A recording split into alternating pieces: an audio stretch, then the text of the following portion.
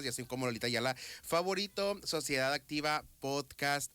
En este martes tenemos un programazo, mi gente, porque justamente vamos a hablar de algo que a mí me apasiona muchísimo, que es el derecho desde varias vertientes, porque estamos justamente en esta mesa sentados tres personitas que abarcamos varias ramas del derecho desde el ámbito penal, civil, familiar, así que cualquier cosa que quieran preguntar, estamos totalmente en vivo a través del Facebook Live de Sociedad Activa.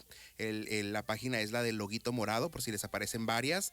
Ahí estamos totalmente en vivo y esta tarde de martes 18 de febrero de 2025 estoy acompañado por dos grandes amigos y grandes colegas también de la vida y del derecho, que nos van a compartir su conocimiento, que nos van a aclarar dudas, que vamos a tener aquí esta pequeña mesa redonda, por así decirlo, compartiendo bastante con todos ustedes que nos están escuchando. Ahí ya la conocen porque ya ha estado conmigo en programas anteriores. Es la jueza Angélica Fernández Calles.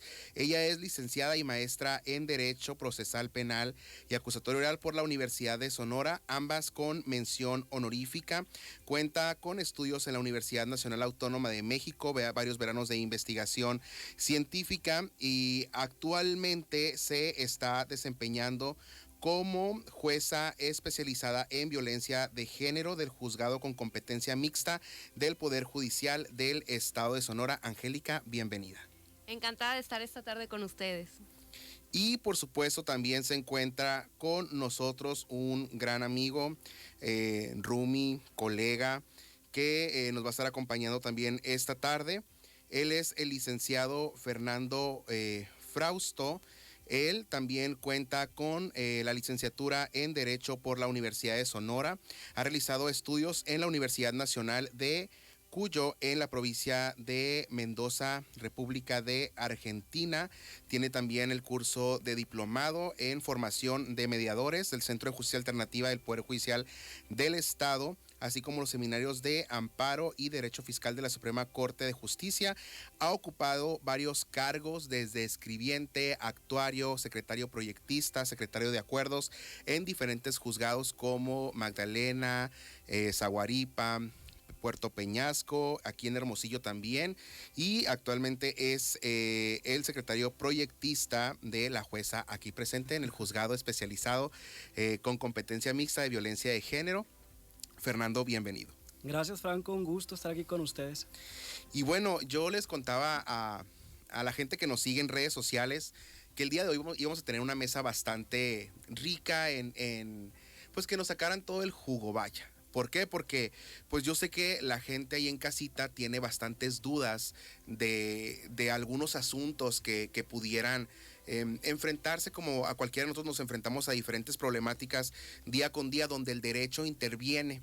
Y justamente pues en el arranque de este programa sonaba una canción de una cantante muy famosa que ha causado mucho revuelo en las redes sociales, justamente pues en el día de hoy y la noche del día de ayer, que es Alicia Villarreal, donde aprovechando que tengo aquí a los dos que están en el juzgado de violencia de género, donde esa cantante en el escenario hace la señal internacional o mundial de violencia de género. Este impacto y este revuelo que se ha causado en redes sociales, que al parecer por primera vez un artista en un escenario así de público, una persona que está muy inmiscuida en la farándula, se atreve públicamente a hacer este llamado. Tenemos el conocimiento de que al parecer previamente ya había habido una denuncia. Angélica, ¿qué nos puedes contar respecto, primero que nada, teniendo y siendo especialista en violencia de género, respecto de esta señal? Creo que lo que puede compactar todo lo que vamos a decir respecto a Alicia Villarreal sería: una seña dice más que 1000 palabras. Porque probablemente en el escenario lo que pudo interpretar con sus canciones, tenía el micrófono abierto para expresar todo lo que sentía, pero le pasó lo que a muchas víctimas, que las palabras no salen. Sin embargo, utilizó una seña mundialmente conocida, sobre todo en la época de COVID, cuando las mujeres entraron a casa con sus agresores, y esta seña que se originó principalmente en Canadá y después ya se hizo del conocimiento mundial, nos habla mucho de lo que puede estar pasando Alicia Villarreal. El contexto es, en efecto, un proceso de divorcio, pero es una artista reconocida y cualquiera podría pensar, ¿cómo puede ser ella una víctima? Tiene los medios, tiene dinero, también tuvo una relación con otra persona igualmente famosa. ¿Cómo les pudo pasar a ellos? Bueno, esta es una forma de identificar cómo la violencia llega a todos los rincones, independientemente de la posición económica en la que estemos. Y sí es cierto, muy, muy interesante justamente lo que dices. Si bien es cierto, también hay un divorcio de por medio como una vía, pues justamente para apaciguar, por así decir las cosas, dejar de cohabitar juntos. Fernando, ¿qué otros en ese tipo de casos, hablando de violencia en la familia, a qué otros juicios podría acceder en una situación como la que estamos hablando? Bueno, aquí primero me gustaría destacar algo, y es la importancia que tiene que figuras de su magnitud pues hagan una representación visual, ¿no?, en redes sociales de esta situación. Ahora bien, respecto a los juicios, bueno, ahí podemos cambiar a distintas materias, ¿no? Podemos avanzar un poquito a materia familiar. Comentaba de un divorcio, ¿no? También el tema de hijos, custodias, si hay hijos. La realidad es que el derecho está inmerso en todas las áreas de la vida, entonces habría que ver ahí la situación particular. Sí, yo considero bastante importante visibilizar ese tipo de temas, porque yo sé que podrá ser algo viral ahorita en redes sociales, pero lo cierto es que, digo, ¿qué les voy a contar a ustedes que día con día están? Y también a mí me toca, ¿no? O sea, desde un juzgado puramente familiar, ¿cuántas veces no vemos llegar a las personas usuarias que están llevando a cabo algún trámite, que justamente, pues, en los hechos que se narran, a veces es un divorcio, a veces es un asunto de custodia compartida, pero se habla mucho también a veces en esos hechos de diferentes tipos de violencia que a veces se normalizan día con día, hasta que llega un punto en que esa forma de normalizar detona en algo que pudiera ser un poquito más grave. Invito a la audiencia a que se sumen en el Facebook Live de Sociedad Activa. Ya estamos totalmente en vivo para que nos compartan sus comentarios, sus dudas, sus preguntas. Recuerden que estamos en cabina, 3 abogados con experiencia en derecho familiar, penal, civil. Para cualquier duda, pregunta, aclaración, pues ahí nos las pueden hacer llegar. Por lo pronto vamos a un corte y regresamos con más aquí en su programa de Sociedad Activa. Y estamos en el Facebook Live de Sociedad Activa, el del loguito morado, para que vayan, nos sintonicen y hagan sus preguntas en el chat totalmente en vivo. Yo aquí estoy muy al pendiente del chat. Saludos, preguntas, dudas. Ya saben que estamos aquí, 3 abogados especialistas en materia penal, familiar y civil. Que algo que quiero destacar es que parte de haber planeado este programa es justamente el hecho de que la perspectiva que nosotros tenemos de estas materias de las que estoy hablando es también, sí, como abogados, como especialistas en el derecho, pero también como personas que trabajamos dentro del sistema. ¿Por qué? Porque a veces sí es importante escuchar la opinión de un litigante, pero también conocer el proceso desde adentro. A veces la gente se queda con esta duda de que, oye, le estarán dando seguimiento a mi asunto, ¿cómo será? ¿Por qué la cita con el notificador no sale? Entonces, todo eso, todas esas dudas las pueden aclarar en este programa. Ya saben que aquí amamos los derechos humanos y por eso abrimos con este tema tan viral ahorita en redes sociales, que es justamente la señal de violencia de género, una señal, como lo mencionaba la jueza Angélica Fernández, iniciada en Canadá y replicada en todo el mundo. Esta señal que hizo Alicia Villarreal, pues tras visibilizar el hecho de que vive, al parecer, violencia familiar, violencia de género. Este tema creo que todavía nos da un poquito más para abarcarlo en este bloque. Y justamente, Angélica, hablando de esta violencia que se vive, la forma en la que se ha visibilizado y viralizado esta información también ha trastocado otras esferas, no solamente la violencia que vive esta persona dentro de su hogar. ¿Qué es lo que tú has visto a lo que se ha expuesto Alicia tras haber hecho pública su violencia? Desafortunadamente se expone a la crítica de todas las personas que le vieron. Si lo quiere hacer por publicidad, si quiere apelar a la misericordia de los tribunales que estén conociendo de su asunto, y también los detractores, personas que van a quitarle valor a lo que probablemente haya ya denunciado formalmente. Y ese es el primer error. Pensar que la víctima está persiguiendo una venganza o que lo que quiere es publicitar. No creo realmente que haya una víctima que esté orgullosa de compartir la situación en la cual no tuvo una opción. Lo único que recogería y que creo que es valioso respecto de que Alicia Villarreal haya hecho la señal mundialmente conocida de auxilio por violencia de género es que la conozca. Y si la conoce, a mí me da un indicio como persona juzgadora que probablemente ya tiene un apoyo. Alguien que le haya dicho que esa es una señal que las mujeres podemos hacer cuando somos violentadas en casa, me indica que posiblemente alguien le está prestando ayuda, orientación, tal vez no es precisamente jurídica, pero con el hecho de conocer la señal me dice que está un poquito más a salvo que muchas mujeres que ni siquiera saben que están en un ciclo de violencia.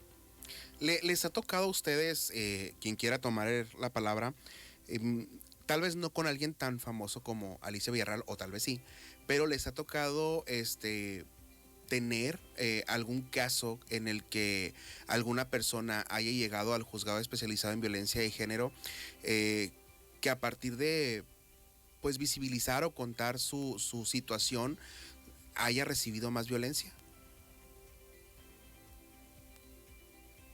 Bien, creo que realmente la violencia que se ha recibido es por parte de la misma familia, porque probablemente el agresor queda en una prisión preventiva y nosotros vemos que las víctimas están afuera afligidas, pero no por los que les pasó, sino porque está la familia política, la suegra, las cuñadas o los propios hijos molestos con ellas por haber denunciado su situación.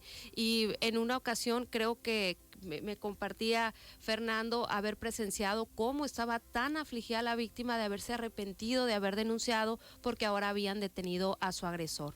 Creo que ahí empieza mucho la responsabilidad de nosotros explicarles que el hecho de dejar a una persona en una prisión preventiva no es culpa de la víctima, no es culpa de haber denunciado, es una consecuencia de una acción que hizo esa otra persona y que no tiene por qué la familia directa tomar represalias en contra de la víctima. Lo que se buscaría es que sean esta red de apoyo. Insisto mucho, pasa más con la familia política, estos como lealtades que se toman, claro, hacia la persona que es su pariente consanguíneo, y a la otra parte que vendría a ser la nuera o la cuñada empiezan esos señalamientos, inclusive de los hijos. Creo que no se necesita ser una persona famosa para saber que ese señalamiento de la propia familia es muy duro. ¿Cómo te ha tocado a ti, Fernando, pues como secretario de acuerdos, como proyectista también, ver esta parte? Porque justamente lo comentábamos antes de cuando veníamos en camino para acá, ¿no? La importancia también de acercarse a la institución. A veces existe este mito o este miedo a la institución de que, híjole, es que si me acerco, lo que decía la jueza Angélica, ¿no? Tal vez la familia va a tomar represalias. ¿Cuál es tu visión o tu recomendación hacia la gente que tiene este temor de acercarse a una institución? El primer consejo es que pierdan miedo a las instituciones. Creo que es muy común que las personas actualmente prefieran a veces solucionar los problemas ellos mismos, incluso generan problemas más grandes, ¿no? Y es importante este cambio de mentalidad respecto de que las instituciones están ahí justamente para proteger nuestros derechos. Están ahí para atender a esta persona que sufre violencia, están ahí para atender a esta madre que necesita los alimentos de sus hijos, están ahí para atender a esta persona que está casi por perder su propiedad. Entonces, el consejo es ese, que hagan valer sus derechos y sobre todo toquen las puertas de todas esas instancias que existen que estarán justo para ayudarles. A ti que te ha tocado estar digo, a los tres, pero creo que tú eres el que más se ha paseado por todo el estado. Sí. ¿Cómo, o sea, qué particularidades o a qué te has enfrentado en los diferentes distritos en los que pues digo, desde un Zaguaripa que está en la sierra, a un Puerto Peñasco que es súper turístico, como le dicen, ¿no? En Radio Pasivo, el monstruo que es Hermosillo, tanto en el nivel de litigio como en los casos de problemas así, tanto de violencia como el temor de la sociedad de acercarse a la institución. ¿Qué tan abierto está Sonora al respecto? Uy, varía demasiado. Por ejemplo, me tocaba un zaguarípano que la gente es muy común que haga tratos de palabra. Entonces, lo más habitual es que llegaban personas al juzgado diciendo, ¿sabes qué? Pancho no cumplió con lo que me prometió. ¿Qué es lo que puedo hacer? No sé, en un municipio ya más grande como un Hermosillo, ya es un número grandísimo de asuntos y aún así mi imaginación es que no todos llegan hasta un juzgado. Lo cierto es que siento que en general Sonora aún tiene mucho que aprender, mucho que conocer respecto de pues lo que es la función jurisdiccional, ¿no? Y tocas un tema muy importante ya entrando en materia porque el tema del día de hoy justamente lo abrimos con violencia de género por esta noticia tan viral, pero es qué hacer con los problemas jurídicos, cómo resolverlos, ¿no? Y justamente tú tocas este tema ya para entrar en materia de qué hacer. ¿Qué pasa cuando una persona llega a la institución? ¿Realmente es el juzgado al que debe de llegar una persona directamente a contarle al juez o al secretario sus problemas? ¿O cómo se debe de iniciar este proceso? Mira, es súper común, más en municipios más pequeños, que lleguen las personas directamente al juzgado y quieran que el juez propiamente solucione la controversia. Si bien los que estamos aquí presentes sabemos que al final el juez es quien tiene la decisión de cómo va a fallar en ese sentido. No obstante, es importante recalcar que para poder ejercitar una acción, para poder comenzar un juicio, es importante contar con la asistencia de un abogado. Y aquí es muy común que entre el tema del recurso, ¿no? A veces cuando yo era secretario llegaban las personas que querían que el juzgado les solucionara y a la hora de que les dicen, no señora, tiene que interponer una demanda, lo principal que vota es no tengo dinero para solventar una demanda. Pero aquí es importante también denotar que hay instituciones como la Defensoría Pública del Estado donde pueden brindar este apoyo pues, a la sociedad. Inclusive está el bufete jurídico de la UNI y diversas instancias que pueden ahora sí que acercarlos a la impartición de justicia. Desde la materia penal, Angélica, pues es de conocimiento que a veces en el caso de la víctima el Ministerio Público de cierta manera actúa en parte de su defensa. ¿También necesitan contratar a un abogado? No, las víctimas tienen derecho, al igual que las personas imputadas, a contar con una asesoría jurídica gratuita y pública. Sería lo equivalente a su defensor público, pero se le llama asesoría jurídica. Esto es de manera gratuita, tiene el mismo asesoramiento de un abogado o abogada especialista en derecho y especialista en materia penal, específicamente en el área en la que está siendo asignada. En el caso de nosotros que vemos violencia de género, tienen una formación, sobre todo con perspectiva de género. Hace un segundo levanté un poco la mano porque tengo que reconocer algo. Fernando nos habla de acercarnos a las instituciones y que se quiere ir con la persona juzgadora para que arregle el problema. Pero aquí es tan importante esa pequeña luz que dan los secretarios de acuerdos. Creo que hace un momento que leías parte del currículum de Fernando y su formación de mediador, creo que la hace valer bastante bien. Que vayas con cualquier abogado litigante que probablemente vea un negocio, porque el litigio es una profesión, es una forma de vida, es claro que se cobra por eso, respeto mucho a las y los litigantes, pero ven una forma de llevar un juicio controvertido con tal de ganar, porque ese es su trabajo. En cambio, una persona que está al interior de la institución, como la jueza, el juez o el secretario de acuerdos, probablemente recomiende la mediación. No para quitarnos un asunto de encima, sino porque sabemos que para esa familia es más benéfico solucionar su problema por la vía de la paz, llegar a un acuerdo, llegar a un convenio, que pasar meses o años en un juicio controvertido. Y tocas un punto muy interesante, ¿no? Justamente este trabajo, esta profesión que cuando estamos en la carrera pues a veces no sabemos para dónde vamos, si para el litigio, si vamos a conseguir algún trabajo en alguna dependencia, en el Poder Judicial, etcétera. Y que los compañeros que se dedican al litigio, los y las compañeras que se dedican al litigio, pues justamente es su forma de vida, es su trabajo. Pero igual comparto esta parte que tú mencionas en la que los trámites suelen hacerlos, no todos, pero sí algunos, más engorrosos de lo normal. ¿Por qué? Porque les conviene que el asunto se alargue para pues mantener esa paga, ¿no?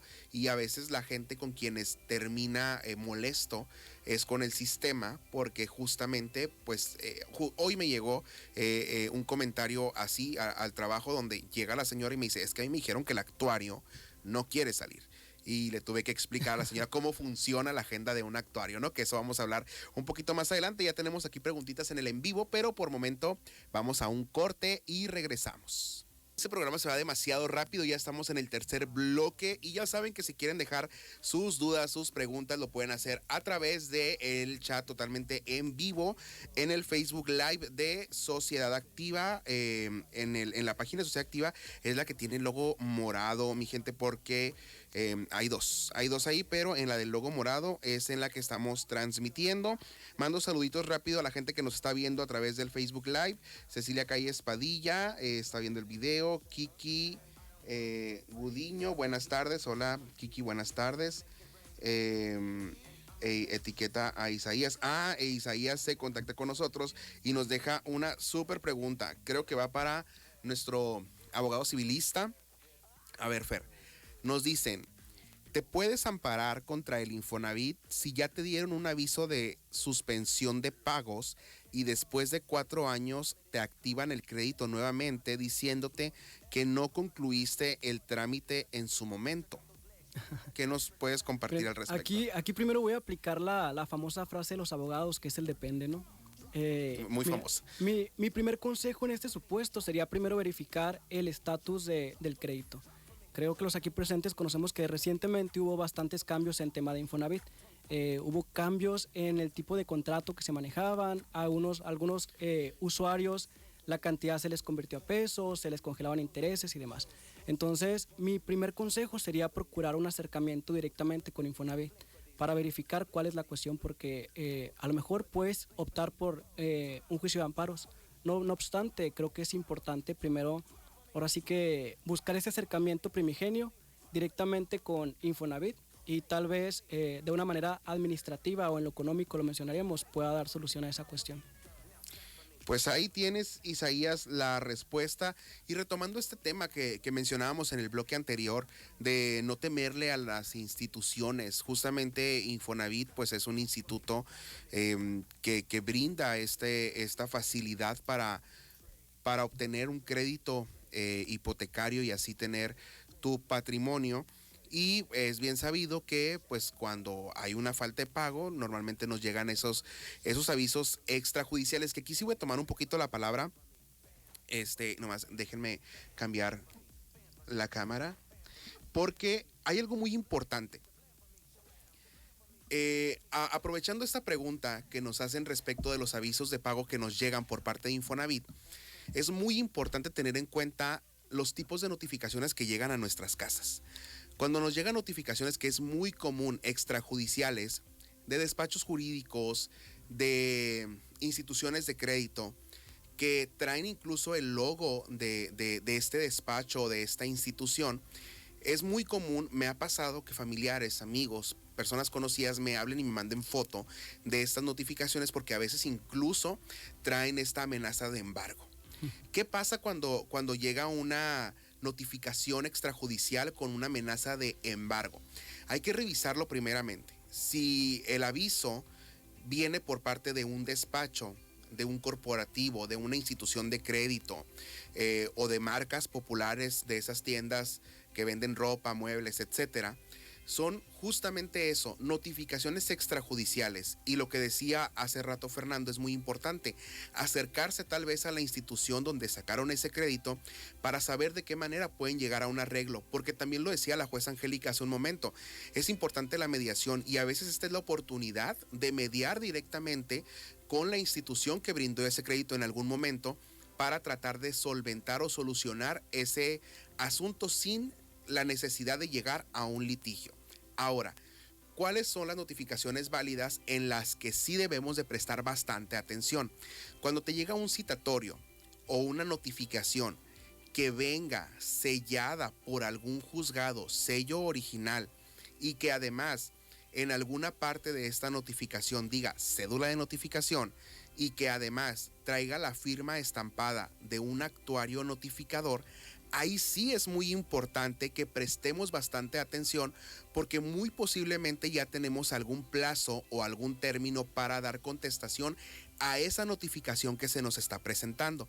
Y en este caso, como lo menciona Isaías, este tipo de avisos que nos llega por parte de Infonavit o de alguna institución de crédito son esos primeros llamamientos que nos hace la institución para tratar de arreglar alguna situación legal que tenemos pendiente, sin que haya llegado a un litigio. Sin embargo, si el asunto ya escaló y ya se fue a un litigio, muy posiblemente los días que tengas para arreglar ese asunto sean menos, porque siempre hay términos para contestar esas notificaciones. Así que mucho ojo, pongan atención a las notificaciones que nos llegan a la puerta de nuestras casas y aprendamos a diferenciar entre notificaciones judiciales y extrajudiciales.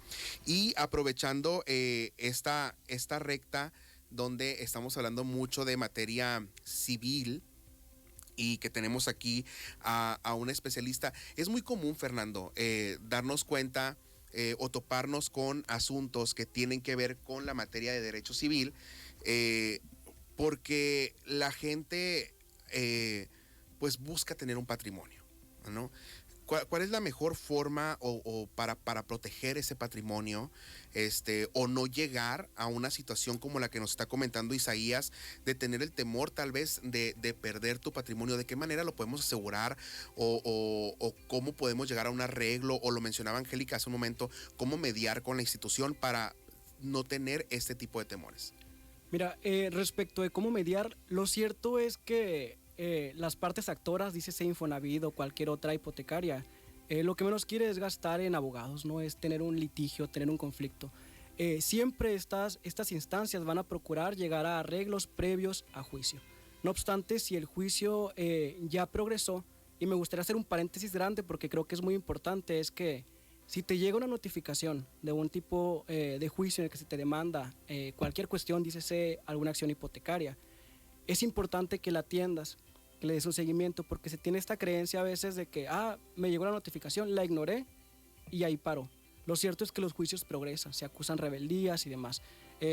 Paréntesis nomás. Y retomando respecto de qué hacer, ahora sí que tener todo en regla. Primero es procurar mantener un seguimiento de tus deudas, por ejemplo, tratándose de hipotecarias, saber cuáles son los términos del contrato, saber cuándo liquidas el contrato, saber qué hacer una vez que liquidas el contrato, y sin duda, si cuentas con la asistencia de un abogado, pues va a ser muy óptimo para que pueda mantener un estatus propicio de tu situación jurídica respecto de X tema. En conclusión, es acercarte a profesionistas. Creo que a veces invertimos en muchas cosas y pagar a veces la asesoría de un abogado, a veces como que le sacamos la vuelta. Pero sí es importante acercarnos, que al final son los expertos en la materia y son quienes pueden velar y proteger sobre todo nuestros derechos. ¿Qué pasa, Angélica, hablando de bienes y de patrimonio? Esta pregunta la vamos a dejar para el siguiente bloque o para quien me quiera responder. Pero ¿qué pasa en aquellos casos cuando yo soy el dueño de la casa? Porque también esto me lo preguntaban mucho en redes sociales. Yo soy el dueño de la casa, pero por alguna situación tal vez de violencia o de separación de cuerpos, a quien le dejan mi casa es a mi pareja o a mis hijos. O sea, esta pregunta la vamos a dejar de tarea un momentito porque ya me están marcando en cabina que vamos a un corte y regresamos, yo creo que ya con el cuarto bloque, ¿verdad? Así que si tienen dudas, tienen nada más el último bloque para contactarnos a través del Facebook Live de Sociedad Activa. Este programa se va demasiado rápido, ya estamos en el tercer bloque y ya saben que si quieren dejar sus dudas, sus preguntas, lo pueden hacer a través del chat totalmente en vivo en el Facebook Live de Sociedad Activa, en la página de Sociedad Activa es la que tiene el logo morado, mi gente, porque hay dos ahí, pero en la del logo morado es en la que estamos transmitiendo. Mando saluditos rápido a la gente que nos está viendo a través del Facebook Live. Cecilia Calle Espadilla está viendo el video. Kiki Gudiño, buenas tardes. Hola Kiki, buenas tardes. Etiqueta a Isaías. Isaías se contacta con nosotros y nos deja una súper pregunta. Creo que va para nuestro abogado civilista.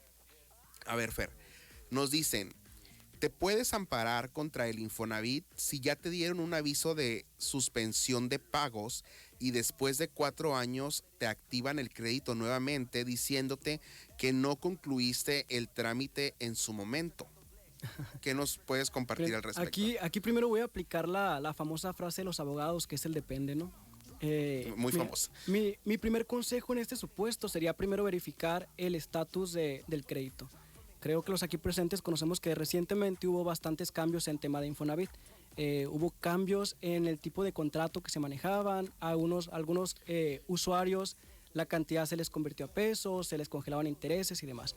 Entonces, mi primer consejo sería procurar un acercamiento directamente con Infonavit para verificar cuál es la cuestión, porque a lo mejor puedes optar por un juicio de amparos.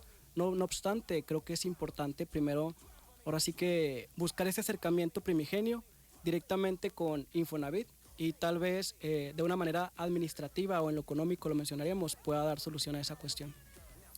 Pues ahí tienes, Isaías, la respuesta. Y retomando este tema que mencionábamos en el bloque anterior de no temerle a las instituciones, justamente Infonavit pues es un instituto que brinda esta facilidad para obtener un crédito hipotecario y así tener tu patrimonio. Y es bien sabido que pues cuando hay una falta de pago normalmente nos llegan esos avisos extrajudiciales, que aquí sí voy a tomar un poquito la palabra. Nomás déjenme cambiar la cámara porque hay algo muy importante. Aprovechando esta pregunta que nos hacen respecto de los avisos de pago que nos llegan por parte de Infonavit, es muy importante tener en cuenta los tipos de notificaciones que llegan a nuestras casas. Cuando nos llegan notificaciones, que es muy común, extrajudiciales, de despachos jurídicos, de instituciones de crédito, que traen incluso el logo de este despacho, de esta institución, es muy común, me ha pasado que familiares, amigos, personas conocidas me hablen y me manden foto de estas notificaciones, porque a veces incluso traen esta amenaza de embargo. ¿Qué pasa cuando llega una notificación extrajudicial con una amenaza de embargo? Hay que revisarlo primeramente. Si el aviso viene por parte de un despacho, de un corporativo, de una institución de crédito o de marcas populares de esas tiendas que venden ropa, muebles, etcétera, son justamente eso, notificaciones extrajudiciales. Y lo que decía hace rato Fernando es muy importante, acercarse tal vez a la institución donde sacaron ese crédito para saber de qué manera pueden llegar a un arreglo, porque también lo decía la jueza Angélica hace un momento, es importante la mediación y a veces esta es la oportunidad de mediar directamente con la institución que brindó ese crédito en algún momento para tratar de solventar o solucionar ese asunto sin la necesidad de llegar a un litigio. Ahora, ¿cuáles son las notificaciones válidas en las que sí debemos de prestar bastante atención? Cuando te llega un citatorio o una notificación que venga sellada por algún juzgado, sello original, y que además en alguna parte de esta notificación diga cédula de notificación y que además traiga la firma estampada de un actuario notificador, ahí sí es muy importante que prestemos bastante atención, porque muy posiblemente ya tenemos algún plazo o algún término para dar contestación a esa notificación que se nos está presentando. Y en este caso, como lo menciona Isaías, este tipo de avisos que nos llega por parte de Infonavit o de alguna institución de crédito son esos primeros llamamientos que nos hace la institución para tratar de arreglar alguna situación legal que tenemos pendiente. sin que haya llegado a un litigio. Sin embargo, si el asunto ya escaló y ya se fue a un litigio, muy posiblemente los días que tengas para arreglar ese asunto sean menos, porque siempre hay términos para contestar esas notificaciones. Así que mucho ojo, pongan atención a las notificaciones que nos llegan a la puerta de nuestras casas y aprendamos a diferenciar entre notificaciones judiciales y extrajudiciales. Y aprovechando esta recta donde estamos hablando mucho de materia civil, y que tenemos aquí a un especialista. Es muy común, Fernando, darnos cuenta o toparnos con asuntos que tienen que ver con la materia de derecho civil, porque la gente pues busca tener un patrimonio, ¿no? ¿Cuál es la mejor forma para proteger ese patrimonio, o no llegar a una situación como la que nos está comentando Isaías, de tener el temor tal vez de perder tu patrimonio? ¿De qué manera lo podemos asegurar o cómo podemos llegar a un arreglo? O lo mencionaba Angélica hace un momento, ¿cómo mediar con la institución para no tener este tipo de temores? Mira, respecto de cómo mediar, lo cierto es que las partes actoras, dícese Infonavit o cualquier otra hipotecaria, lo que menos quiere es gastar en abogados, no es tener un litigio, tener un conflicto. Siempre estas instancias van a procurar llegar a arreglos previos a juicio. No obstante, si el juicio ya progresó, y me gustaría hacer un paréntesis grande porque creo que es muy importante, es que si te llega una notificación de un tipo de juicio en el que se te demanda cualquier cuestión, dícese alguna acción hipotecaria, es importante que la atiendas, que le des un seguimiento, porque se tiene esta creencia a veces de que, me llegó la notificación, la ignoré y ahí paró. Lo cierto es que los juicios progresan, se acusan rebeldías y demás. Paréntesis nomás. Y retomando respecto de qué hacer, ahora sí que tener todo en regla. Primero es procurar mantener un seguimiento de tus deudas, por ejemplo, tratándose de hipotecarias, saber cuáles son los términos del contrato, saber cuándo liquidas el contrato, saber qué hacer una vez que liquidas el contrato, y sin duda, si cuentas con la asistencia de un abogado, pues va a ser muy óptimo para que pueda mantener un estatus propicio de tu situación jurídica respecto de X tema. En conclusión, es acercarte a profesionistas. Creo que a veces invertimos en muchas cosas y pagar a veces la asesoría de un abogado, a veces como que le sacamos la vuelta. Pero sí es importante acercarnos, que al final son los expertos en la materia y son quienes pueden velar y proteger sobre todo nuestros derechos. ¿Qué pasa, Angélica, hablando de bienes y de patrimonio? Esta pregunta la vamos a dejar para el siguiente bloque o para quien me quiera responder. Pero ¿qué pasa en aquellos casos cuando yo soy el dueño de la casa? Porque también esto me lo preguntaban mucho en redes sociales. Yo soy el dueño de la casa, pero por alguna situación tal vez de violencia o de separación de cuerpos, a quien le dejan mi casa es a mi pareja o a mis hijos. O sea, esta pregunta la vamos a dejar de tarea un momentito, porque ya me están marcando en cabina que vamos a un corte y regresamos, yo creo que ya con el cuarto bloque, ¿verdad? Así que si tienen dudas, tienen nada más el último bloque para contactarnos a través del Facebook Live de Sociedad Activa. Volvemos.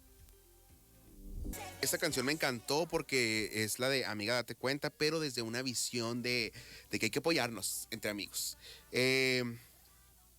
La última pregunta con la que nos quedamos fue ¿qué pasa en aquellos casos cuando tal vez uno de los padres se tiene que salir de la casa pese a que sea el titular, el dueño de la casa, y que la pareja o los hijos, por orden tal vez de un juez, se quedan en ese domicilio? Hay algo que no se logra entender, y es que en cualquier proceso jurisdiccional, ya sea materia civil, familiar, penal, lo que vamos siempre es a proteger al grupo más vulnerable: niños, niñas, adolescentes, mujeres, personas de la tercera edad, personas con discapacidad. Entonces, en materia penal se puede emitir una medida cautelar, que es la separación inmediata del domicilio. Ello con independencia de quién sea el propietario o la propietaria del bien inmueble. Si la persona agresora es el esposo y es quien paga la casa, porque probablemente los créditos de hipoteca salgan a 20, 30 años, entonces todavía no la ha terminado de pagar, pero se siente con el derecho porque le descuentan de nómina esa casa, y decir, ¿cómo me tengo que salir? Bueno, es que el derecho penal no está viendo tu derecho de propiedad. El derecho penal está cautelando, está protegiendo a ese grupo vulnerable. Si está la víctima, que es la esposa agredida, o si están niños, niñas y adolescentes en esa misma casa. Pero aquí tengo que hacer la aclaración, ello no le da un título de propiedad a la víctima. Es una medida cautelar. Las medidas cautelares únicamente están vigentes lo que dure ese procedimiento. Si ese procedimiento dura 6 meses o dura 1 año, lo que protege que la víctima esté en esa casa va a ser solamente ese tiempo de 1 año. Para que adquiera la propiedad como tal, definitivamente tendría que ir a una instancia civil, en la que estamos seguros Fernando tiene un mejor punto de vista al respecto. Y sí, justamente estamos ya en el último bloque y nada más para responder esta preguntita antes de que se nos termine mentiras, hay otra pregunta. Primero, dice Alejandra Cardosa, ¿las personas pueden tener ¿las personas solo pueden tener un patrimonio? Mira, quiero entender la pregunta de patrimonio como la totalidad de bienes, ¿no? Porque hablando a nivel jurídico, el patrimonio pues es la totalidad de los bienes que comprendan tu caudal, ¿no? Dícese bienes muebles, inmuebles, propiedades, vehículos, etcétera. No obstante, en derecho hay una figura muy particular que es esta cuestión del patrimonio familiar. Tal vez pueda ir un poquito por ahí la pregunta, y de ser así, sí puedes optar por esta alternativa para proteger aquel patrimonio que es para garantizar el bienestar de tu familia. Entonces puede ser que una persona tenga este patrimonio familiar a la par de su patrimonio normal. Voy a hacer este comentario rapidito porque nos responde nuevamente Isaías. Dice, entiendo lo que comenta el licenciado, pero en mi caso la casa se regresó en dación de pago y ellos emitieron un documento que suspendió los descuentos ante mi empresa y uno da por concluido el tema. Dice, pero después de 4 años me dicen que no concluía el trámite y empiezan nuevamente los descuentos y uno ya no sabe qué onda. La incertidumbre, ¿no? Insisto, el primer acercamiento, mi consejo es que sea directamente ante Infonavit. Previo a que comiences los gastos de un litigio, que comiences porque pues es caro accionar, si ya bajo tu criterio el asunto estaba concluido, acercarte, confirmar una negativa en dado caso y entonces sí accionar por medio de la ley. Porque tal vez pueda ser que tu solución se encuentre más cerca que a través de un litigio. Totalmente de acuerdo. Yo creo que la importancia es justamente hacer este llamamiento, acercarse a las instituciones, algo que siempre le aprendí a Erika, que está aquí atrás produciendo el programa. Saluditos para Erika. Es justamente eso, ¿no? Adueñarnos, apropiarnos de las instituciones públicas, porque justamente para eso están ahí, para atender estas problemáticas de la sociedad. Angélica, en el programa pasado justamente tú hacías esta invitación a la gente de acercarse. Tengo entendido que en tu juzgado a la par se pueden llevar asuntos penales y civiles. ¿Cuál es la forma en la que las personas pueden accionar, ya sea por la vía familiar o por la vía penal, los asuntos que estén como compaginados en tu juzgado? En este momento es una acción afirmativa, que quiere decir que estamos protegiendo el grupo vulnerable, que son las mujeres víctimas. Entonces, lo que se requiere para accionar la competencia mixta es que exista una carpeta en materia penal, que la víctima sea mujer, que su persona agresora tenga o haya tenido alguna relación con ella, y solamente si la víctima lo desea y está preparada, ella puede accionar la vía familiar. El Acuerdo General 6/2024 le da la posibilidad a la víctima. Si la persona agresora, llámese el imputado o la imputada, quiere accionar una vía familiar, tendría que acudir a un juzgado familiar que se encuentra físicamente inclusive en otro espacio, como cualquier otra persona. Por eso le hablamos que es una acción afirmativa en el caso destinado a las mujeres víctimas que no sufran violencia institucional, llevándolas a una fiscalía, a una defensoría pública, al juzgado familiar y luego al juzgado penal. Se busca que todas las instancias que necesitan estén ahí mismo, en el juzgado de género, que por cierto ya estamos a 2 semanas de cumplir nuestro primer año en funciones, y que ha crecido bastante. Han desfilado distintas personas al interior. Ya somos ahora 2 jueces, el juez Hughes, su servidora. Es más rico nuestro equipo de trabajo y hemos aprendido muchísimo en este año. Ahorita que mencionabas una relación, ¿a qué te refieres? O sea, ¿es una relación de pareja, yo con mi papá, mi mamá, o a todas? Es una relación sentimental, no necesita ser precisamente formal, pueden ser esposos, puede haber una relación de hecho, una relación de noviazgo, o pueden ser exparejas, excónyuges, o alguna relación que tuvo tiempo en el pasado y en ese pasado existió la violencia, pero que actualmente se está denunciando. Por eso, el único requisito es que la víctima sea mujer. La persona agresora puede ser de un sexo indistinto. Eso es muy interesante traerlo a colación porque justamente tú lo mencionabas, ¿no? Tienen un año. ¿Cómo ha sido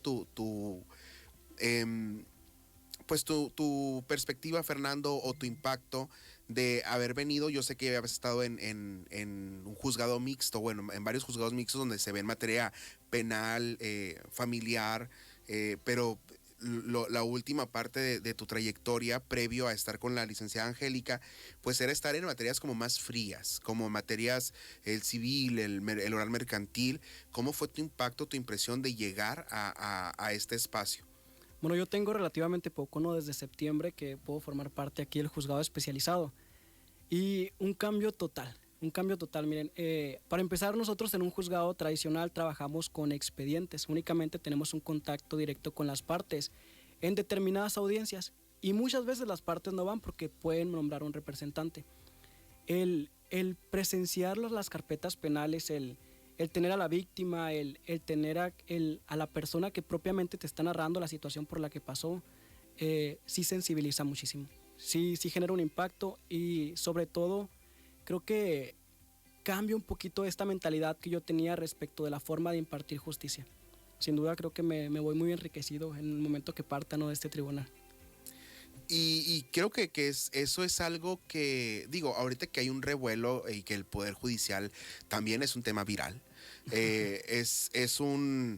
este comentario que hace Fernando es un llamado, creo yo, a las personas que imparten justicia, porque no me vas a dejar mentir, Angélica, la importancia de juzgar con perspectiva de estos grupos vulnerables a los que tú hacías alusión, en los que interviene mucho la materia de derechos humanos, la importancia de que todos, todas, todes estemos a la vanguardia con esos protocolos, que a veces no necesitas ir más allá. La Corte últimamente, con tanto protocolo que saca, ya te da los pasos a seguir.